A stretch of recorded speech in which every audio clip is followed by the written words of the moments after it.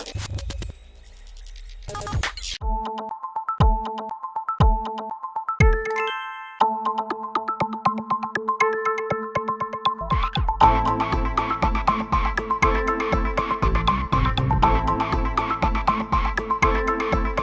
a lot of ways, we approached Halo 3 as picking the best of the best. It's all the things we loved about Halo 1, the things that we really liked about Halo 2, and really trying to deliver the ultimate end-all be-all Halo experience. The main decisions behind multiplayer design in Halo 3 are really about ultimately keeping what's good about Halo and keeping that in, but also taking things that maybe didn't work out as well as we anticipated, or maybe things went in a different direction in Halo 2 and making those things better. The beta has 3 maps available. The first one's called Snowbound. It's sort of a smallish map, I think ideally aimed for about 6 to 8 players. It's really good for free-for-all style gameplay, things like Oddball, King of the Hill, of course Slayer. Then we have High Ground. High Ground's an asymmetrical map. In a lot of ways sort of takes some cues from Zanzibar in the sense that you have a fortress with a defensive team trying to repel a bunch of offensive guys who spawn on the beach. That map is really awesomely designed for team objective games, but it's still fun for all the other game types. And the last map's Valhalla, and that's the biggest map in the beta. That map plays great with anywhere from 8 players on up. Really epic sort of classic CTF battles, lots of vehicle encounters. Sort of I think in a lot of ways it's the quintessential Halo experience, and I like to talk about Valhalla as like the spiritual successor of the classic Blood Gulch. In terms of the design changes for the maps for Halo 3, I think we're basically just taking the approach of, you know, what we learned from Halo 1 and 2 and just in implementing that in our maps. Like in terms of 16 players, we are going to have some maps that totally, well, hopefully they'll blow your mind. There's one thing that I can't talk about, but you guys will know about it pretty soon, and I think it's going to basically set a new benchmark for Halo 3. You know, visually, a lot of work's still being done. We're really happy with where Halo 3 is at right now in the beta. It's got a very vibrant, unique art style. That's the way Halo has sort of always been portrayed. With single player, I think you will well see some differences. You know, the goals for both of the games are a little bit different. In multiplayer, it really has to be about visibility, about quickness, about balance. In multiplayer, we don't want to have things like blinding auto exposure when you come out that suddenly make you a vulnerable target, or areas that are so dark you can't see your opponents in. In single player, we can be a lot more moody. We can actually be a lot more dramatic, and I think you're definitely going to see some moments in single player that I've seen that are just absolutely gorgeous. It's all looking fantastic, but some single player stuff we can get away with a little bit more than we do in multiplayer. One of the new things in Halo 3 is the idea of the support weapons, and it's basically a new class. And what happens when you pick up a support weapon is you go into third person. So you'll notice when you pick up or when you enter a turret, you'll actually get a prompt to remove that turret, and you rip it off, and then the camera stays third person, but you're walking around. So another weapon in that class is the missile pod, and you'll see that on Valhalla when you play in the beta, and that is devastating against vehicles. It's a lock-on device, similar to the lock-on of the rocket launcher in Halo 2, but we've kind of broken those two things apart. So the missile pod is this really nasty support weapon, and the rocket launcher has kind of gone back to being what it was in Halo 1. You're going to be seeing 5 pieces of equipment in the beta. That's not the total number for the final game, but you're going to get a small taste of what's there. There's going to be the bubble shield, trip mine, portable grav lift, power drainer, and you know, actually I think that's all that we have access to. There might be one more in there that I'm totally spacing on right now. I mean, we're never cease to be amazed by what people do with the game, and I think, you know, in a lot of ways that's what really made Halo 1 so successful, was just the sandbox and the variety. When people started making videos just about physics and blowing stuff up and launching warthogs over mountaintops. With Halo 3, I think we're starting to see a lot more of that. I think we have more tools at your disposal. We have more things you can do. And you know, one example that we've seen where in the office we use the portable grav lift strictly as an offensive means of getting over the wall into the base. And we had some guys from the outside come and play, and their first reaction was to carry it with them inside the base, grab the flag, and then use it to escape the base. And meanwhile, the gate was still closed, so no other defenders could even get out. You know, I would definitely say the jump pad can be used for more than just jumping over walls in an offensive manner. The guy's getting ready to run you over with a mongoose. You throw a jump pad down, it's awesome to watch that mongoose go flying over your head.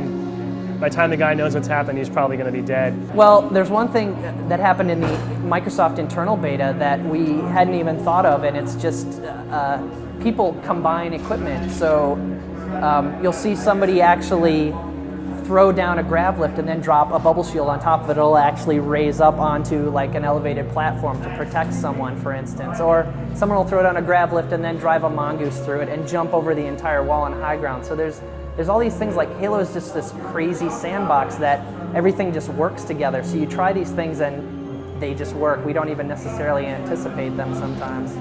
Ah, yes, the man cannon. It's super hard to do, but we actually have pulled this off in real-life game scenarios where there's conveniently there's some fusion cores located right above the man cannons on the Valhalla, and if you get lucky, you can knock them off into the chute, and if it lands on top of a fully loaded Warthog, you can actually take them out. And I have done that, but unfortunately it was my own teammates, but it was still kind of fun. I think the first thing people usually try and do, and we've noticed this when we've had press play the game, is they try and drive a vehicle through it, and of course you can. So, anything that is physical and interactive, you can use with the man cannon. So, you jump into it, you can actually toss grenades, and grenades will be influenced by it. They'll actually fly way out. And even today, for the first time, somebody actually was experimenting with picking up a weapon and dropping a spare gun in there and sending it out to reinforce their midline defense. Yeah, the bubble shield is one of the equipment offerings that we have in Halo 3, and we kind of teased that last December in the Starry Night TV ad where, Master Chief in full CG glory threw the shield down. Everybody was like, what the heck was that? That we were sort of planting the seeds back then. The shield basically, once you pick it up, you activate it by pressing the X button, and it creates a temporary impenetrable shield around the player. You can't shoot out, but they can't shoot in. It's really great in the pinch or if you're trying to capture a territory, something like that. Once the shield's up, nobody can actually attack you, so obviously their next choice is to charge because you can actually walk through it. So a lot of times it's kind of fun to sit inside the shield with a shotgun and just wait because the range is about perfect, so the second they get inside the shield, it's usually a one shot and they're dead. But with Halo 3, your spare weapon is now exposed on your back, so if, a smart opponent will recognize that and not come inside the shield. They'll wait for the shield to drop. Also, the bubble shield can be super useful in a lot of different scenarios, especially in territories. When you're trying to capture that territory, nothing better than you and two teammates held inside an impenetrable bubble. It's a great way to sort of capture a territory as well.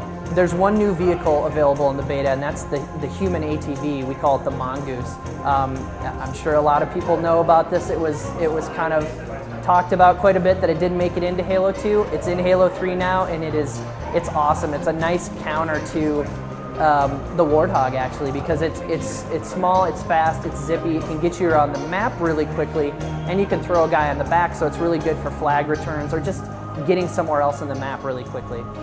Yeah, the assault rifle was really something that Jamie, our design lead, really has been working hard on. With Halo 2, it turned into a game about dual wielding, where everybody had an SMG, and your immediate sort of first thing you want to do when you start the game was grab another gun that you can dual wield, because an SMG is it's pretty much useless, right? So we used to call internally, sort of before it was really the assault rifle, it was called the ultimate spawning weapon, or USW, and we didn't really know what it was going to be or how it was going to look, but the goal was to make a weapon that you would spawn with that was fun, it was effective, it was fair, but not so powerful that it turned into a game about headshots like the Halo 1 pistol, but not so weak that it turned into a game about dual wielding and sort of the pray and spray mentality that a lot of people have talked about for Halo. So I think that's really how the assault rifle came to be, and then it just kind of made sense to make it modeled after the original classic gun. It just sort of all fell into place. Most of the Bungie team would view the Halo 1 pistol as a broken weapon because really it's overpowered, it's not balanced, and I've had as much fun as everybody else sniping people in blood gulch for hours on end, but I think it was a really one-dimensional aspect of the game, and it turned the game into nothing more than pistol headshots, and I think for that matter, a lot of us don't love it as much as we know a lot of the fans do. The Needler is a classic weapon from Halo 1. Obviously, fans love it. It's one of my personal favorite weapons. I always wanted it to be so cool. It's a unique weapon of the Halo franchise, but as a lot of gamers know, it just never really got the job done. It was really best for just humiliation factor to kill somebody with a bunch of pink needles. In Halo 3, the needle's been tuned to it does more damage now. It's actually a viable choice to go to in order to offset the damage that it does, the design team has decided that you shouldn't be able to carry two of them anymore. So while you can't dual wield them, the one that you can single wield is pretty devastating if you're able to hit a few needles in succession. So we're not totally ready yet to talk about achievements in terms of multiplayer, but we have some pretty good goals that we've set aside from the outset. I think that are going to make the achievements really fun in Halo 3. In terms of downloadable content for Halo 3, can't really talk about it yet. You can probably expect it, but we're not ready to talk about it just yet. There's definitely some surprises left. There's a lot of things in the multiplayer beta that you guys are going to have access to, but are limited. One of the things that we're really excited about is save films. You're going to be able to save your film and watch it back in the beta, but you won't have access to the kind of big money features that'll be in the final game, like being able to pause it, rewind, slow motion, break out into a flying camera and watch the entire scene from like a bird's eye view. You won't have access to that in the beta, but you will in the final game. I mean, we've got more tricks up our sleeve, obviously a lot more maps, possibly some more game types. We definitely have more vehicles and maybe a couple more weapons as well, and then a lot of other stuff that people don't even expect that we're not talking about yet. Hey, I'm Lars, multiplayer designer at Bungie, working on Halo 3. It comes out this fall for the Xbox 360, and Halo 3 is gonna rock your ass.